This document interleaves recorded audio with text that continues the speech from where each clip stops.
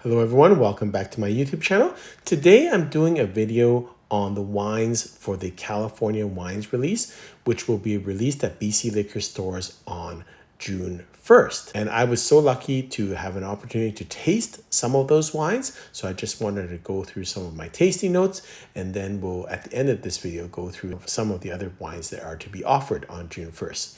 So I'm very excited this year, firstly, because I got to taste some of them so I can give you my own opinions of them. It seems like this year the pricing is a little bit better where we're seeing some wines that are in the reasonable range. Some are close to about $100, $110. So that's kind of a little bit more affordable if you are looking at trophy type wines. This is just a short video on those wines. So the first wine we tasted was the Brewer Clifton 2021 Pinot Noir. It is priced, actually they've already reduced it. So it is going to be priced at $73.99, reduced to $68.99. And so this is kind of an interesting wine. So it is from the Santa Rita Hills. It is kind of a region that's not as well known. 100% Pinot Noir. And I thought it was quite a nice wine, quite a nice start to the tasting. So my tasting notes on this was that it had a lot of black cherry and floral elements on the nose and a lot of dark fruit on the palate. It had good acidity, but lots of astringent tannins. And it is a heavy American Pinot. It almost is Alsatian in style in terms of Alsatian Pinot Noirs. So my rating of this wine was 90 points. Next wine was the DuMOL 2022 Pinot Noir Wester Reach. This is from the Russian River Valley. Again, 100% Pinot. It's matured 15 months in French oak barrels, 30% new. It is priced at $139.99. DuMOL is a very good producer of wines. From my perspective, in terms of comparing it to the Brewer Clifton Pinot, it was darker in color and a lot of black cherry on the nose and very minerally and peppery on the aftertaste. So what I liked about this tasting was that, and my rating was 89 points. But what I really liked about this tasting was that every wine was very different and actually spoke to the terroir of the different regions. It wasn't like all of them tasted the same, even though these two Pinot Noirs that we tasted, they were quite different in style. And so it's just a matter of preference. I preferred the Brewer Clifton, but again, it was much different. If you like kind of minerally peppery wines, then this is a better wine for you. Next wine we tasted was the DuMOL 2022 Chardonnay from Wester Reach in the Russian River Valley. 100% Chardonnay, matured 11 months in French oak barrels, 27% new. And the price of this wine is $118.99. My notes on this wine were that I thought it was actually, again, very distinct. Oak and a bit of grassiness on the nose. It tasted like a cool climate wine to me, minerally, tropical fruits, peach pit or overripe peach on the aftertaste. I quite like this wine. Again, it wasn't too oaky. It was different. It was quite refreshing in my mind, but still had some heaviness. My rating was 91 points. Next wine I tasted was the Ridge Estate 2021 Chardonnay from the Santa Cruz Mountains. 100% Chardonnay. Pretty decent alcohol content at 13.7%, and it's from their Montebello estate. So it is, I guess, matured 15 months in 60% American oak, 40% French oak, barrels 1 to 5 years. And it's priced at $109.09. I think it's a pretty fair price for this. I do think it was quite young. And in terms of comparing to the DuMOL, I thought the DuMOL was much more ready to drink at this point. I thought it was not as balanced or not as intense as the DuMOL, but I think it'll need just a little bit of time.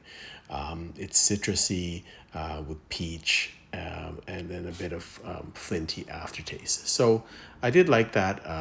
It probably needs a couple more years, so I would think overall, like long term, I like it better than DuMOL. but I think it is a little bit young at this point. My rating is 92 points. Next wine I tasted was the Ridge 2021 Lytton Springs Zinfandel from the Dry Creek Valley. I really like this wine. It is mostly Zinfandel, 70% Zinfandel, 15% Petit Syrah, 9% Carignan, 2% Alicante Boucher, 1% Cinsault, 1% Chardonnay. I really like this a lot. It's matured 16 months in American oak, 17% new, but I thought it had a nice toastiness to it. So my notes were acacia and floral aromas. The fruit was really nice and intense and balanced, and I actually didn't feel the alcohol. So the key with this wine is really the balance. It did have some blueberries and some dark fruit flavors, so I did like it. It's quite a nice wine, but not overbearing as some Zinfandels are. Really like the price of this also. It's priced at $87.99. I think it's quite a nice deal. My rating 93 points. Next wine is the Stonestreet 2018 Estate Cabernet Sauvignon. So this is composed of our grapes from their Rock Fall Vineyard, Christopher's Vineyard, and Bear Point Vineyards in the Mayacamas Mountains. Fairly high elevations, 98.5% Cabernet Sauvignon, 1.5% Petit Verdot, 14.3% alcohol content. Matured 20 months in French oak, 35% new, about 8,000 cases produced. Price is actually pretty good on this wine. It's $79.99. Fair value for the price. My notes on this is it wasn't a strong aroma at first, but when it got aerated, it had more black fruit and pepper on the aroma.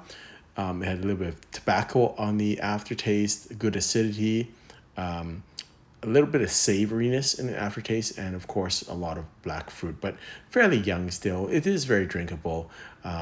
I rated it 88 points. Next wine was the Rodney Strong 2019 Alexander's Crown Cabernet Sauvignon. Unfortunately, I did not take the screenshot of what was on the tasting notes. Just forgot. Priced at $105.99. Again, I like the idea that each of these wines were very distinctive. We got different vintages, got to taste different things. Still like this wine. Again, fair value for the price. My notes are violets and plums on the aroma, pretty tannins, but not quite ready. A lot of purple fruit. Still a little young. My rating is 88 points. Next wine I tasted was the Anakota 2021 Knights Valley Cabernet Sauvignon. And again, I really enjoyed this wine also. I don't know a lot about the winery, not a lot of experience with it, but the people that I was tasting with, they all thought it was always a good value. So this is priced at $118.99. And it's state-owned vineyards. It's the Mount St. Helena regions, fairly high elevations. Comes from a number of their vineyards, 85% Cabernet Sauvignon, 12% Cabernet Franc, 3% Petit Verdot. Not high alcohol, 13.8%, matured 20 months in French oak, 30% of new. I thought that little bit of Cabernet Franc made this wine a little bit more interesting than some of the others. I like the complexity of this wine and nice, really dark core fruits. I really like that. So my tasting notes was dark fruit with pepper on the nose. It's still quite tannic, but the dark fruits were great. The plum was on the palate, but still very smooth. So even though it's tannic, the quality of the tannins were quite nice. 92 points in my book. Next wine I'm quite familiar with is Double Diamond by Schrader, the 2021 Cabernet Sauvignon from Oakville. I reviewed the 2018 vintage before it was actually rated in 2019 the Wine Spectator Wine of the Year. So I'm quite familiar with it. It is produced by the Schrader people, and they do use grapes from the Beckstoffer's Tokelon vineyard, although they don't tell you how much. 100% Cabernet Sauvignon, matured 19 months in French oak, 54% new, and 46% second use Schrader French oak. Priced right now at about $134.99. So it's still a great wine, don't get me wrong.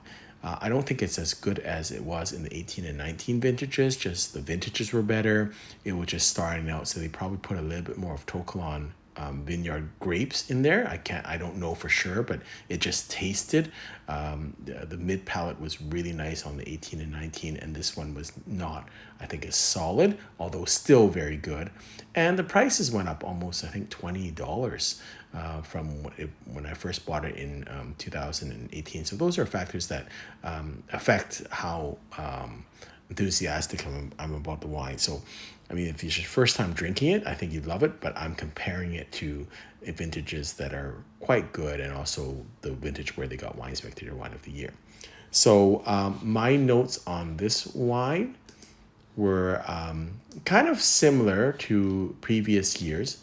I've had it quite a few times, but I had a little bit of greenness on the nose, some pepper. I thought the mid palate was not as strong as in the 2018 and 2019 vintages, but still very pleasing wine, lots of plums, a little bit of gravelly aftertaste. My rating of this wine is 90 points. Last wine is also a wine I'm fairly familiar with. This is the 2019 version of Caymus Special Selection. I really enjoy this wine year after year. It's always a great wine, and actually not that expensive for a top-end, top-shelf wine. So Caymus, I think, is arguably the entry point of the very, very high-end trophy wines in Napa Valley. But it's $239.99. That's not a lot if you compare to like top end Bordeaux or even Italian wines. It's not that bad, and it's always got really consistent quality. So again, it's 75% of the fruit is from the floor and 25% from hillside vineyards.